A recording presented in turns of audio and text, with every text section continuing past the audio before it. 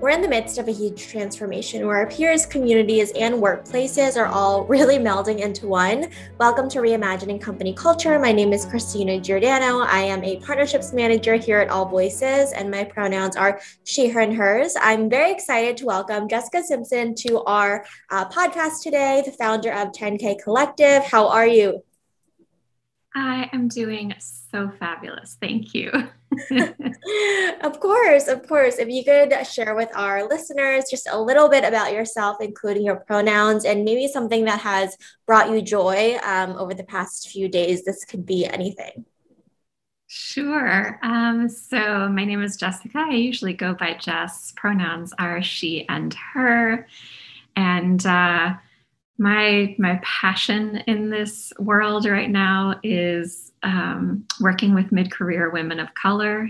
They bring me joy. And what's also bringing me joy is working from my backyard in the spring. There's a beautiful rose bush that's exploding and it fills the backyard with this beautiful scent. So I've been enjoying that lately and just literally taking time to stop and smell the roses. I love that. I think in our pre-call, you were in the backyard and I could hear the birds chirping. It was so nice. It's definitely really good for the mood. Can you tell us what inspired you to start 10K Collective? Yeah, so 10K Collective, we offer community and workshops and cohort programs for mid-career women of color, and it was inspired by my own experience in the corporate world. I'm a first-gen college grad, and so I was brought up with this one directive, work hard, get an education, and do better. A lot of us go through that where we're trying to put some distance between where we came from and where we're going. And so I spent about a decade and a half working my way up into the executive ranks. And, I did the thing, I got my seat at the table, I checked all the boxes. And then I got there and it didn't feel as good as I thought it would. And so I was left with this dissonance, I've done all the things and I've worked so hard. How come this, accomplishment, this achievement doesn't feel like I thought it would? And I started to realize that maintaining that seat at the table had a whole bunch of fine print attached to it. And that a part of it was the assimilation and ensuring the comfort of those around me, being protected. And I got promoted to this point of isolation. And the higher I went, the harder it got. So 10K Collective was inspired by that experience and reading Oprah's adaptation of a Maya Angelou quote where she says, "I come as one, I stand as 10,000. I just wanted other women, particularly Black and Brown and other women of color, to know that it's not you, you're not crazy. There's nothing wrong with you. So that's the story behind 10K Collective. I think that's so important, and you're really empowering women of color in the workplace to really kind of lean into their power and also just find that community, which I think is really important and makes a difference to the company culture as well, whether you're on a team or it's company culture overall.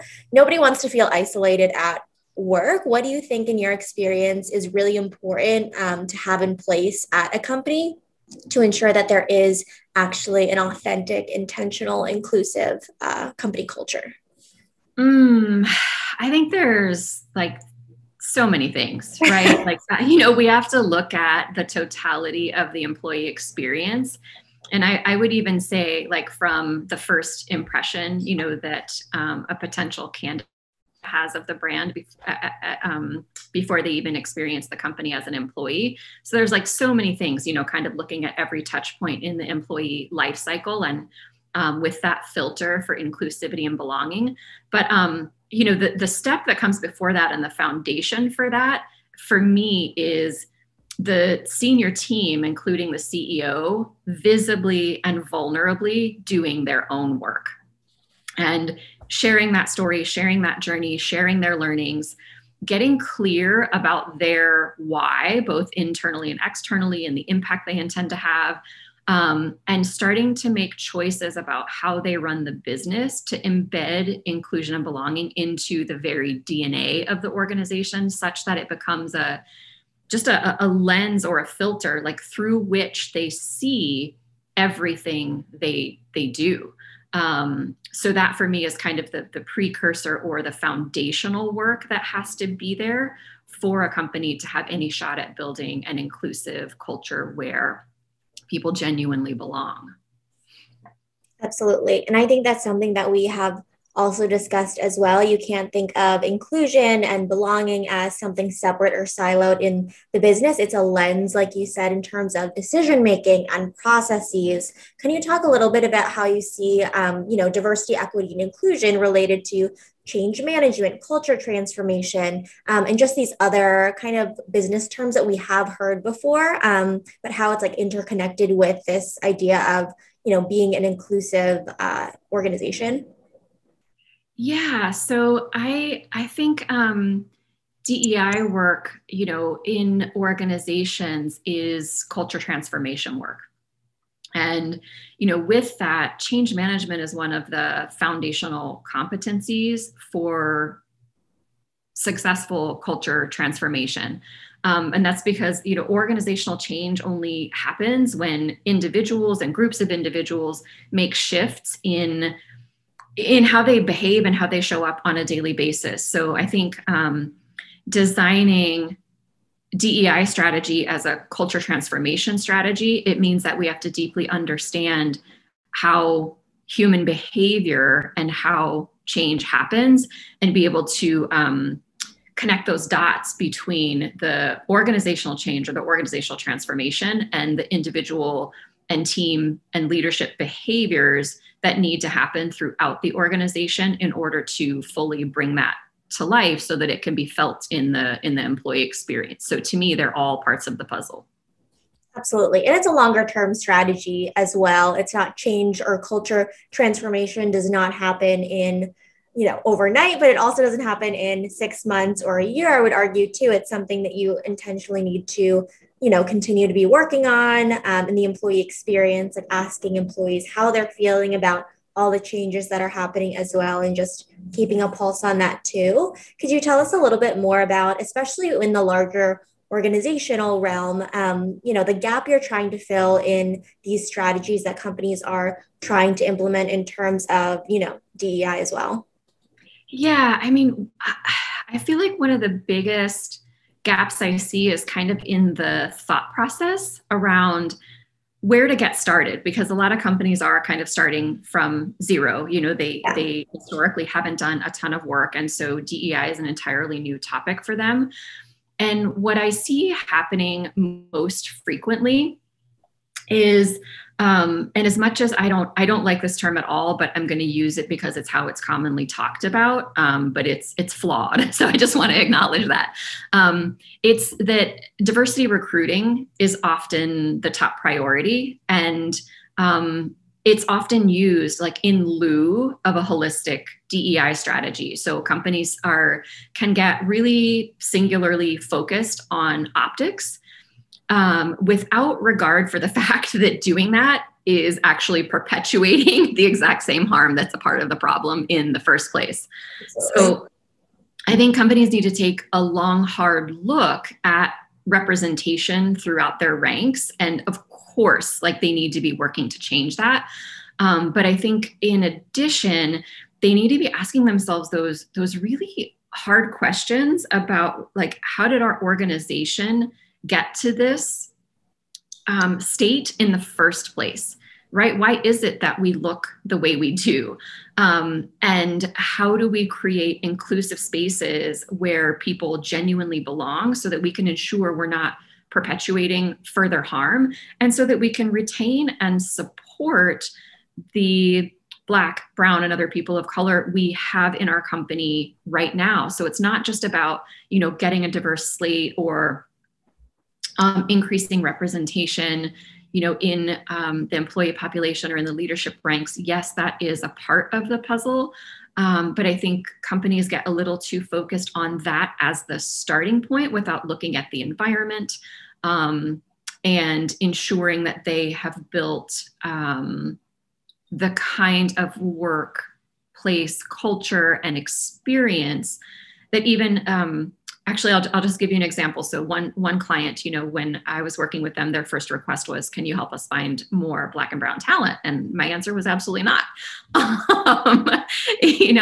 Tell me about the work you've done to deserve Black, brown, and other people of color to want to work here. Tell me about how you've looked at the environment that you'd be bringing them into.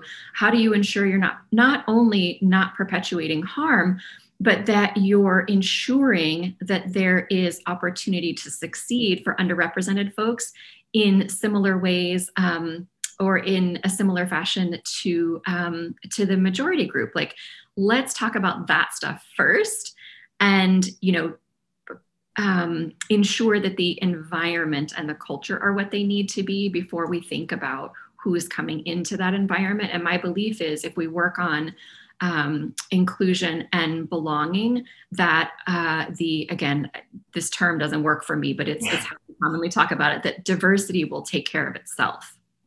Right. And this is not something that is a set it and forget it, or just like a check the box here as well. You need to continue to do the internal work, like you said, of asking the questions, but also the external work too, of just retaining, promoting, and looking around to see who is in kind of the decision-making seats as well, to ensure that it's continually a top of mind conversation and having that intersectional lens. Do you think that as companies are scaling, especially tech companies who are in that hyper growth mode from like 500 to a couple thousand employees, that they need to re-examine how they are really kind of keeping a pulse on the culture and making sure that they are holding true to their values and really retaining folks?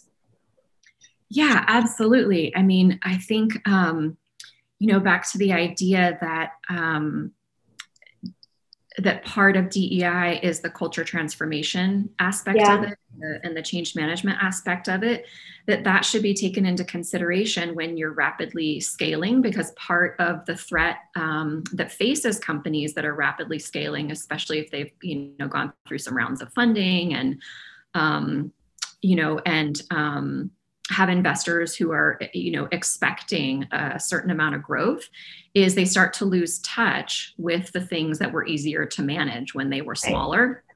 And so the other thing too is, depending on the industry, I know you mentioned tech specifically, but I'll speak just a little more broadly. Depending on the industry, at that size of a company, they probably don't have someone dedicated to DEI internally.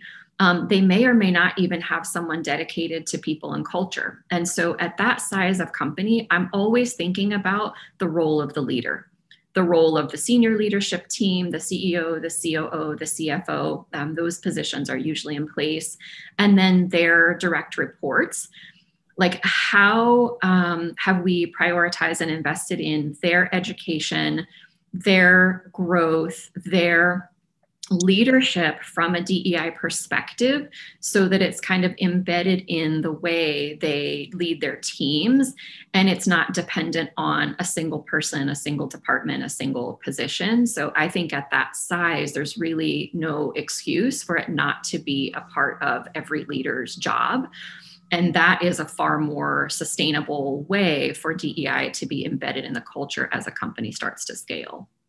Absolutely. And I would argue that if it is someone's job to kind of be the chief diversity officer or program manager as well, that's a large responsibility. And I think an unfair expectation to believe that this one person is the end all be all to create this culture of belonging, because culture is not dependent on one person, which I think is super important. But I know a lot of people who are in kind of trying to do the work are asking themselves questions around ROI. How do we measure the scalability of our progress for our diversity, equity, and inclusion strategy, and what key indicators they should be looking at that go beyond that surface level? We want to attract underrepresented talent. We want to, look at those goals. What advice do you have for people looking to measure their progress, understanding that, they need to continue making that progress? Yeah, I mean, I know that, again, kind of back to the diversity recruiting thing, that a lot of companies start with putting, targets in place for the demographics that they want to see, or kind of tracking the movement of demographics. And I think there are a lot of flaws in that approach. Again, 100%, we need to be increasing representation at all levels of the organization, but that singular focus, I think, is problematic, as is a singular focus on representation in the candidate pool. Like, get me a diverse slate for this position, like highly problematic. So where I often start with clients that are, let's say, under 1,000 employees and that are stepping into this arena for the very first time, again, with that focus on inclusion and belonging as a foundational piece to before we look at diversity, we often look at what data we have from employees about their experience at the company. So sometimes that can be in an engagement survey. Sometimes we can create an employee survey. We can do focus groups. But I'm really curious about the employee experience by demographic, and whether or not the vision and the why for DEI is being equally experienced by different demographics across the organization. And that's usually, one data point that we can pretty easily put in place up front to kind of benchmark and track over time. And I think that's like really a part of what this work is all about, is the experience that people are having at the company. Absolutely. I think the employee experience is different for everyone, and it's important to really look at the data, really listen to employees actively and empathetically, and then take that next step to take action and really adjust and be dynamic, and really kind of go in with a humble attitude as well, just to see what's happening. Yeah. And, one thing I'll say is I see sometimes leadership teams wrestling with like, well, what do we do and where should we start? What should we focus on? And I think, ask your people. Like, talk to your people about their experience, and use that to inform. You don't have to guess. We can look at engagement survey data, and a lot of engagement surveys even have inclusion questions embedded into them that can be segmented out by. And the data can be sliced, in different ways. And there's like so much richness in that, in just listening to the people who are already there every day.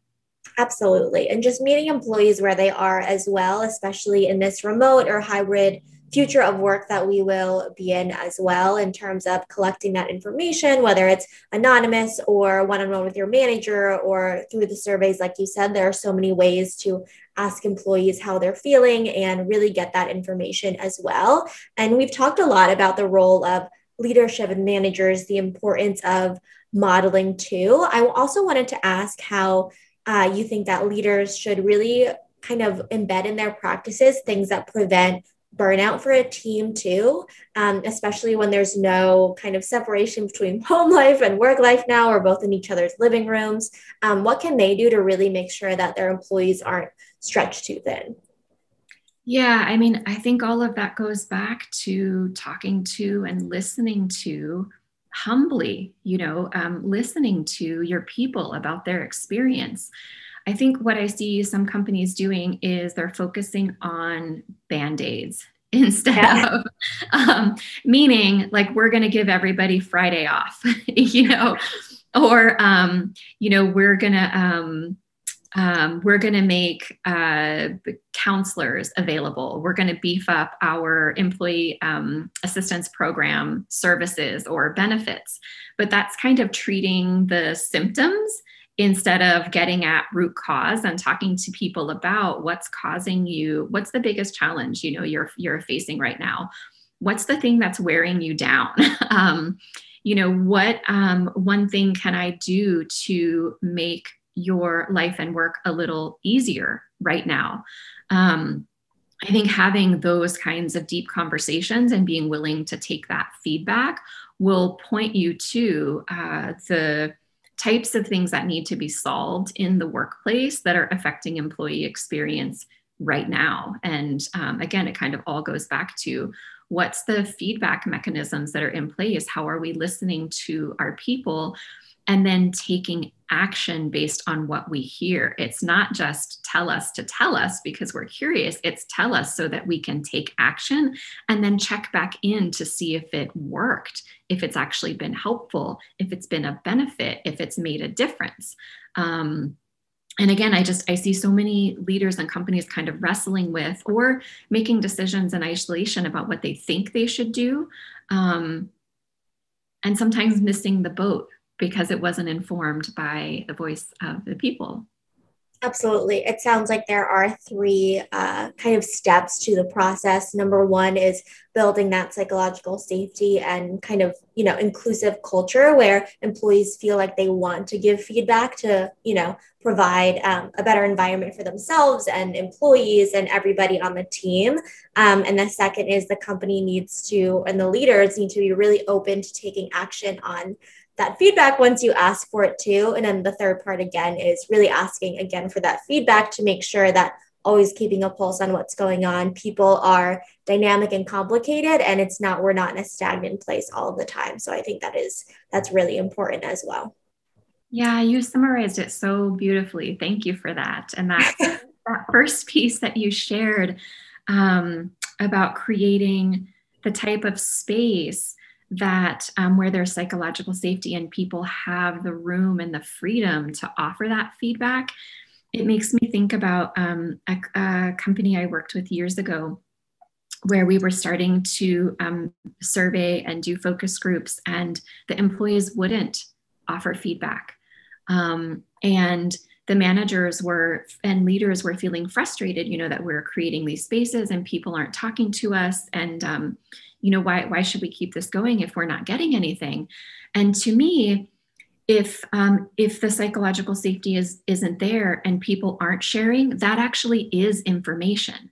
Yeah. If people choose not to participate in the survey, if people choose not to come to the focus group, if people choose not to share feedback, that actually is a data point in and of itself that's pointing you to something in your culture and letting you know that you haven't created the type of space where there's safety and confidence in even doing that. So you have some deeper work to do before that's a possibility, but it's still information. It's still a data point.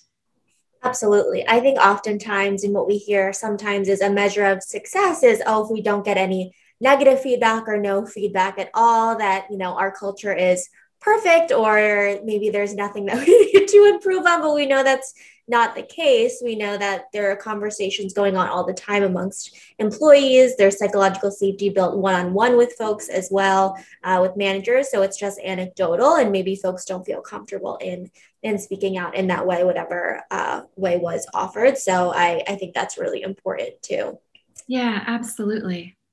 Another question I had for you also is, it's kind of on a personal level too, is knowing what you know now and having this experience. You shared at the beginning just a little bit about your career and how you started in your own company at 10K Collective and being an entrepreneur. What advice would you give to yourself if you're just starting out in your career?